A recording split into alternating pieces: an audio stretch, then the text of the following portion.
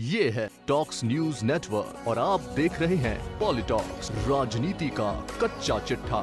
प्रदेश में वल्लभनगर और धरियावद विधानसभा सीट पर हो रहे उपचुनाव में समय और परिस्थितियों के साथ राजनीतिक दलों के चुनावी मुद्दे भी बदलते जा रहे हैं। खास बात यह है कि महाराणा प्रताप की धरती मेवाड़ में हो रहे उपचुनाव में राष्ट्रवाद और भगवान राम के नाम की गूंज चुनावी समर में सुनाई दे रही है।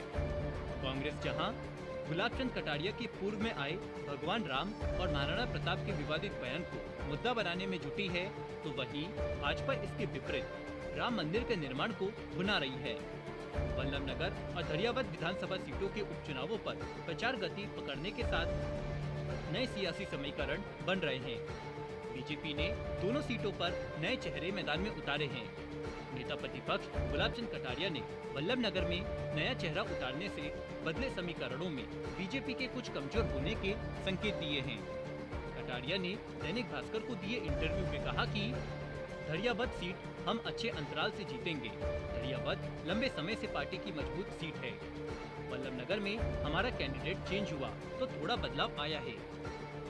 कोशिश तो हो रही है, मैं वहां अब तक फील्ड में नहीं गया। वल्लभनगर में फील्ड में जाने के बाद ही बता पाऊंगा। कटारिया के वल्लभनगर को लेकर दिए गए बयान को लेकर सियासी गलियारों में चर्चाओं का दौर शुरू हो चुका है। कटारिया की भिंडर की अदावत के चलते भाजपा ने उन्हें टिकट नहीं दिया।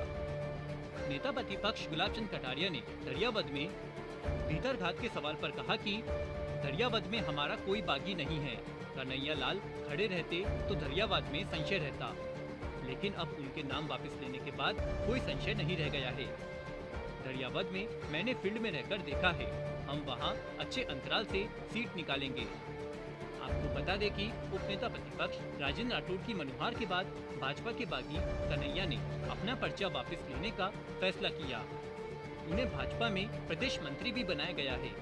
महाराणा प्रताप पर दिए बयान से चुनाव में नुकसान होने के सवाल पर कटारिया ने कहा कि कांग्रेस जिन मुद्दों की बात कर रही है, उन मुद्दों की पहले से ही हवा निकल चुकी है।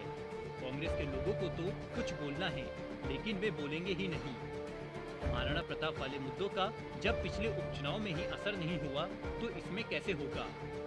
राजसमंद के उपचुनावों में भी कांग्रेस ने महाराणा प्रताप को मुद्दा बनाने की कोशिश की।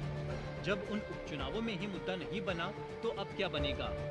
राजसमंद में राजपूत बहुल्य पंचायतों में बीजेपी को किरण जी के समय से ज्यादा वोट मिले, यह रिकॉर्ड पर है। आपको बता दें, गुलाब चंद कटारिया ने पिछले उपचुनाव में राजसमंद क्षेत्र में महाराणा प्रताप पर विवादित बयान दिया था। कटारिया ने हाल ही में एक और विवादित बयान दिया था, जिसमें कहा था कि बीजेपी नहीं होती तो भगवान राम समुद्र में होते।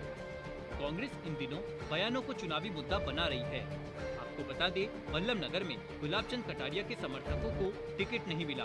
वल्लभनगर में कटारिया समर्थक उदयलाल डांगी बीजेपी के दावेदार थे।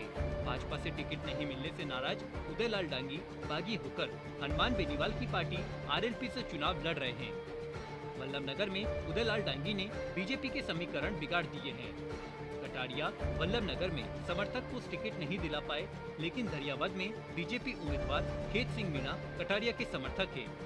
पॉलिटॉक्स ब्यूरो, जयपुर। ये है टॉक्स न्यूज नेटवर्क और आप देख रहे हैं पॉलिटॉक्स, राजनीति का कच्चा चिट्ठा।